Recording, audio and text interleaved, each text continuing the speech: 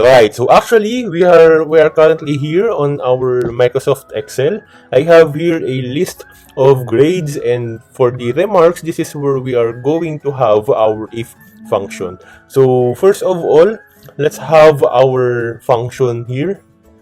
No, so just a quick tip: if you are not yet familiar with different functions of Microsoft Excel, just click this FX symbol and this will pop up. So for example, we are learning all about the if function here. It says here that if function checks whether a condition is met and returns one value if true and another value if false. So basically, the syntax of if function is if open parenthesis logical test comma value if true comma value if false and close parenthesis. Now the logical test, this is actually any value or expression that can be evaluated to be true or to be false. If the for the value if true is the value that is returned if logical test is true based on our logical test. If omitted, true is returned. You can nest up to 7 if function. So there, when we say nest, this is nesting. There is actually some codes or rather some formula of if function inside an if function. So that is what we call with nest or nesting, the process of nesting. And lastly, the value if false is the value that is returned if logical test is false. If omitted, false is returned. Okay, so for you to be able to grasp totally the knowledge regarding the if function, let's have here our example. So we have here a grades of a students and the remarks. Of course, the remarks should be passed or failed. Of course, basically the passing grade is 75. So if that is the case, we are dealing with decision making. Okay, how? Let's start our if function. Just like our previous function tutorial, we are using equal sign and if. Okay, so if grade is 56, comma, value if true. If that is my fault.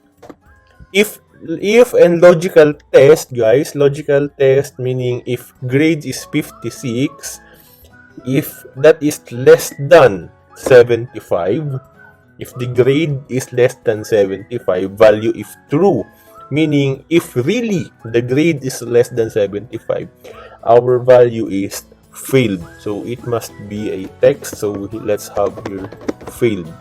Okay, value if false, if the grade is not less than 75. So when we say not less than 75, it is equals to 75 or above 75. That is what it means. If that is the case, meaning that is false, we will have now our return as passed. Okay, so that's basically how if function works, and close it with the closing parentheses and enter. Okay, so basically the return is failed since this is 56 and that is lower than 75. So for this one, this should be failed. This should be passed, and passed. Okay, so let's check if we are correct with our formula. Let's just drag this going down from this point up to this cell D9. Okay, then release. Alright, so we are correct. So again, that is just basically how the if function works. Alright, so another one, we have here another example. So for example, we are dealing with finance. We have here actual expense and predicted expense. So basically, if you check our data, some of our actual expense is greater than compared to our predicted expense, and some of our data too is lower than, the actual expense is lower than compared to our predicted expense. Now, what we were going to do is to make a decision whether they are over budget, and the return will be yes or no. And if yes, if they are over budget, how much? Alright, I hope you get it. That is our goal for this example. So if over budget, again yes. If not over budget, we will return no. Let's have our if function. So equals if function. So let's click this if function. If actual expense is greater than predicted expense, obviously that is over budget because their budget is actually based on only on the prediction, on the predicted expense. And since 1,500 is really greater than 900, that is now an over budget. Meaning, let's have a comma here, then value, if true, let's write yes, meaning they are over budget. If the H2 or 15 is not greater than 900, then it will be no. Alright? So let's write here no, or our value if false. And apostrophe again, then of course our closing parenthesis. Alright? So let's try to click the enter, then yes. So basically, our next, if we will copy the formula, this will be no because 500 is less than 900, right? So this will be no. Okay. And let's drag this up to the end of our given data. Okay, so no. Okay, let's check. 13 is greater than 100. Yes, 900 is lower than 1125. No. Okay, so I hope you get it. That's how simply the if function is applied. Now, how much? If they are over budget, how much? If they are not over budget, we don't need to answer this question how much anymore. No, I hope you get it. Now, since this column K, which is entitled how much, is depends. No, this is dependent. This column is dependent on the column J, meaning to say the formula is also somehow related on this one. So how we will do it?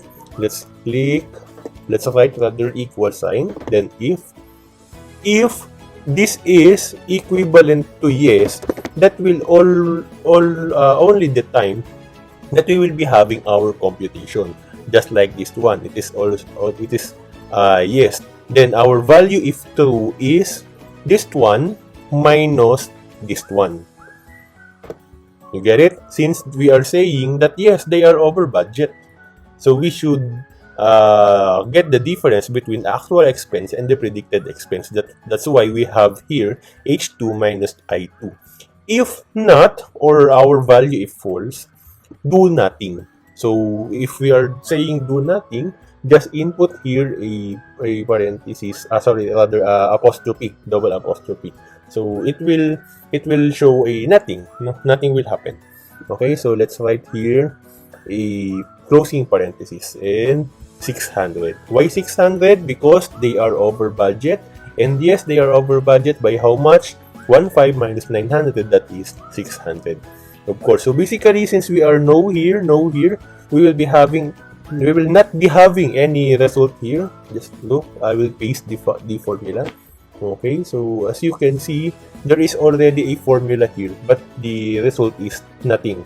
Okay, since we are dealing with, we have a formula of double apostrophe.